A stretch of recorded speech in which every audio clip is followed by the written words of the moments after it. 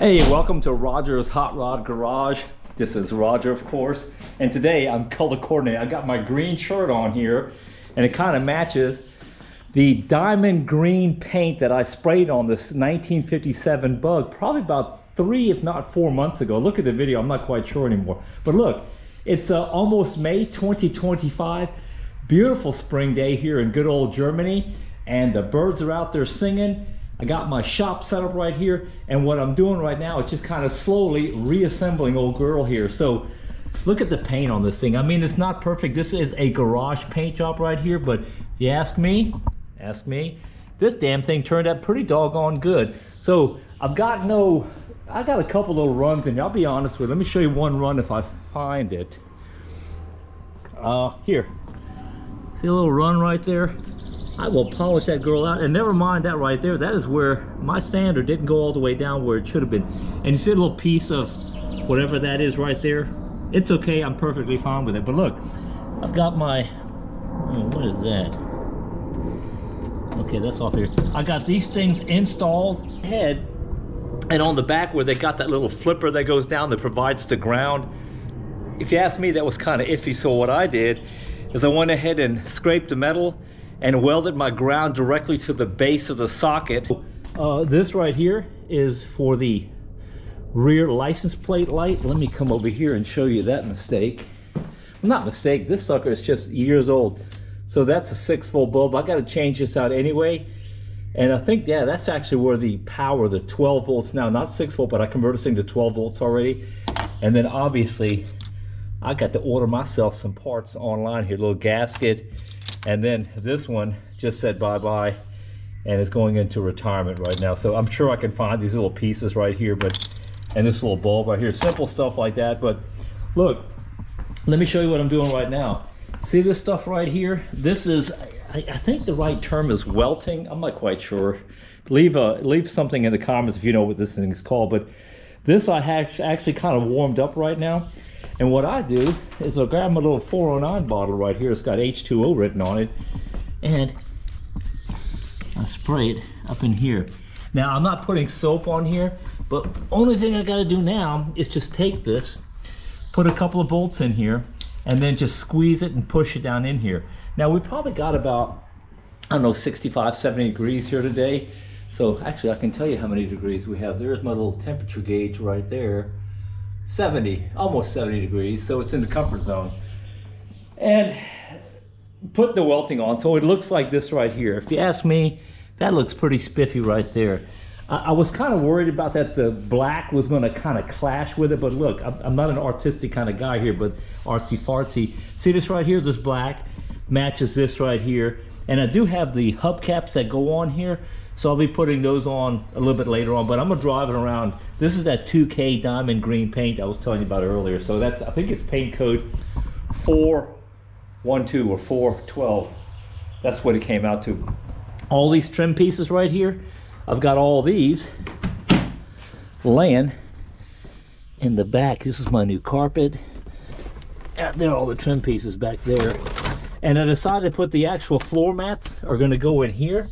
I've got this thing dynamated, and never mind all my overspray here. It's not overspray, that's just where I painted those little vent things right there.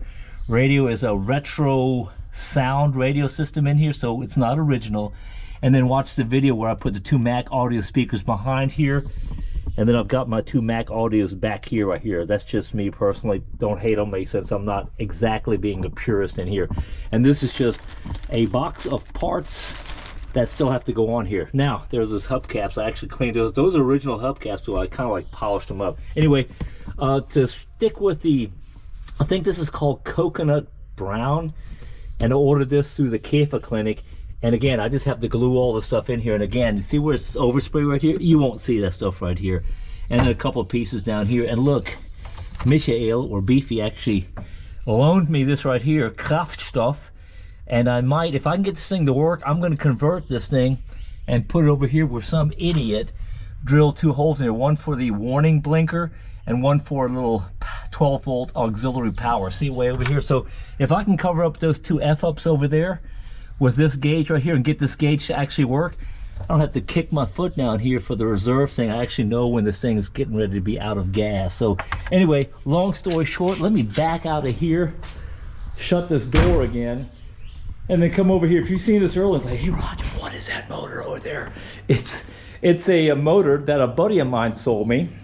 He went and got a bigger motor and put in his. I think his is a 1965 Bug. And Matt, if you're listening right here, appreciate the deal on the motor. I know sometimes you just want to clean out the garage, and anyway, I've got the motor right now, and I've ordered a couple of bling bling pieces for right here because I think he used this.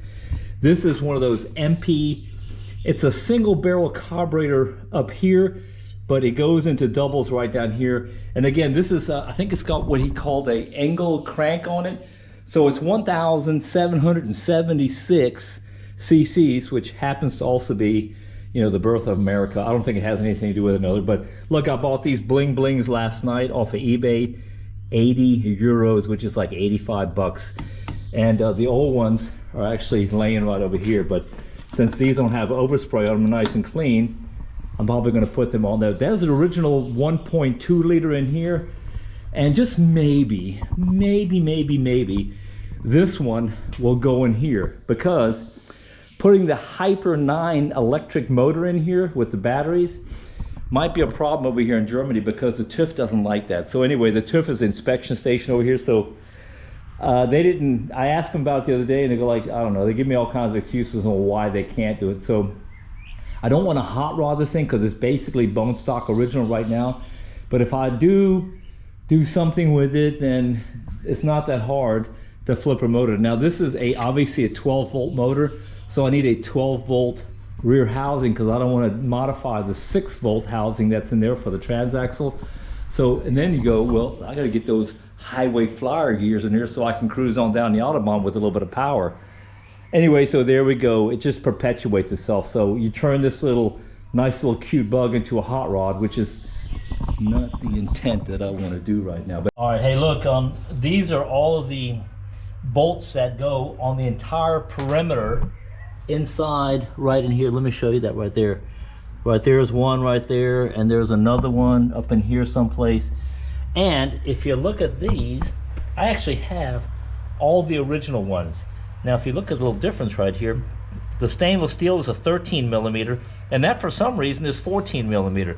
Again, I have all these original ones. I'm not going to throw them away, but again, I'm not the purist, so I'm going to put nice new shiny bolts in here. And what I do, just for giggles here, nice washer, and all this bucket right here of these bolts were literally like 12, 15 euros, which is like $20.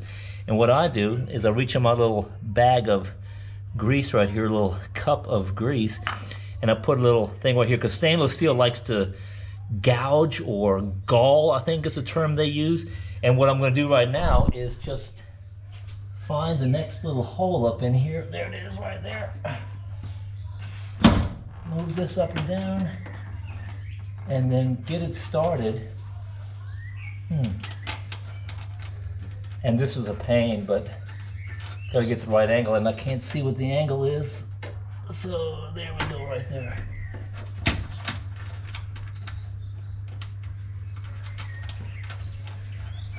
Yep, this is where you start cussing, but there it is right there.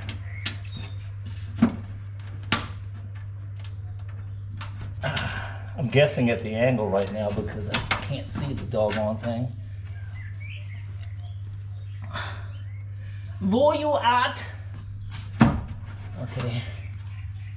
There it is right there. There you go. So that one's in. Grab my little wrench right here. Get the right orientation. Get the thing righty-tighty, lefty-loosey. There you go. That's the sound we want to hear right there. That old Sears Craftsman ratchet wrench number 13. Okay, so that one's in. Basically, if you look at these little things right here, see these little cutouts? From the top now, you put a little bit of water on them, and you push them down in there, and then you tighten everything up, and then that stops the crap from coming on the inside in case you go through a mud puddle and coming out on the side of your car right here. And it's got these nice little ridges on here.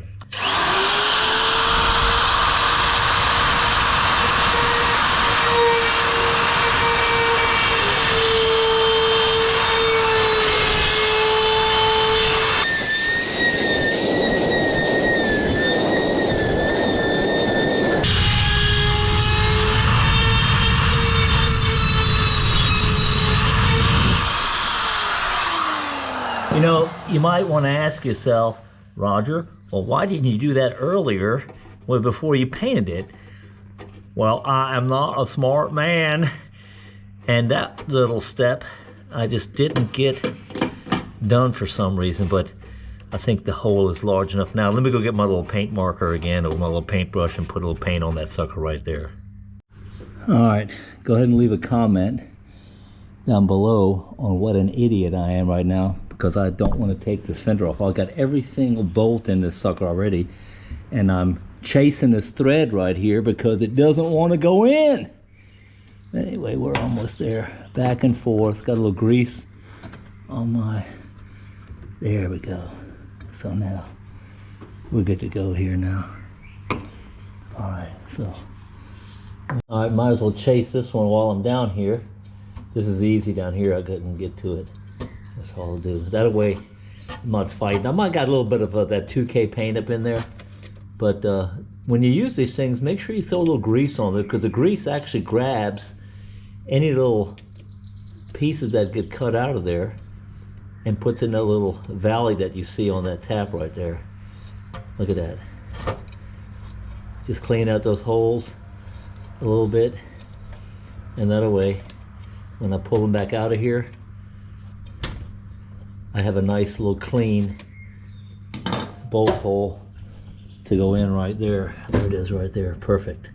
And now, it's just a matter of finding the hole down here, right about there, and pushing it down in there. Look at that. Now, seems pretty easy, but again, we got about 40 minutes to get to this point right here. Let me go ahead and fill you guys in right here.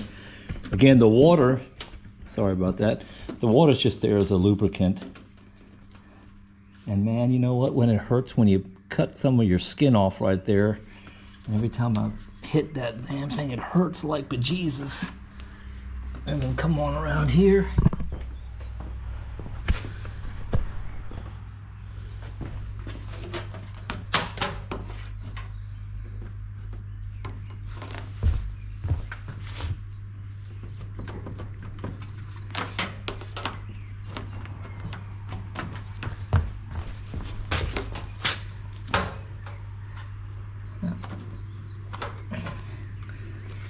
We are off a little bit. All those holes don't seem to match up. There we go.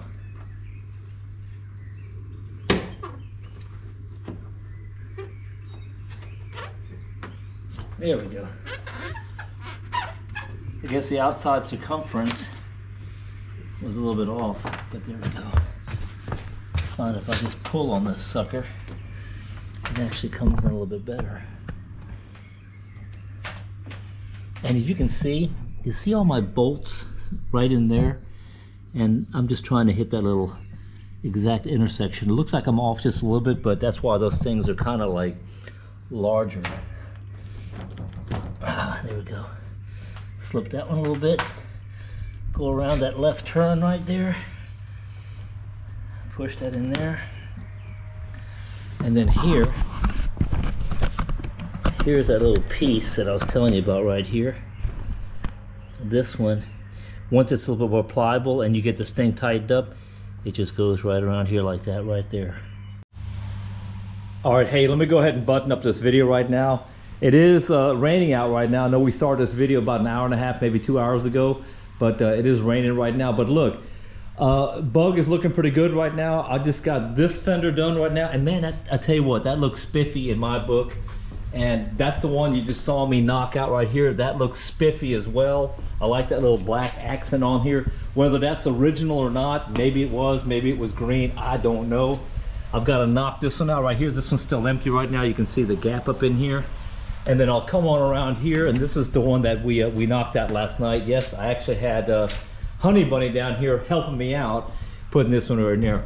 Actually, I didn't need her help. I just wanted that we did something together in the garage. Don't tell her I said that. But anyway, look, long story short, let me get to these buckets right here. Let me show you what I'm going to do here. Is these, I've got actually 3 sets. So that is my problem right there. Now I can get these right now for about $70 each on a thing called eBay or Amazon.de actually sells them too. But here's the problem I'm having. Oh, by the way, here's one that I actually polished up. Got a little chrome patina going on right now, but I actually like the way this thing looks. But here's the issue. I can't get those reflective pieces right here. I can get them, but they're like 70 euros each, which is about $80. I found them online. Here's the problem. If I do all the math on that, plus the light bulbs, which are going to be 12-volt bulbs, and I've got the fittings for those, I've got to sandblast them. I've got to do some modifications. I've got to get all the little clips and put them back together. So what I'm going to do is, well, I already did it. I went online last night. There's a couple of parts places over here that specified Volkswagen Bugs, and I got them for, I think the total price was 299 euros, so that's about $350, and Bob will be your uncle for about the 5th or 6th time.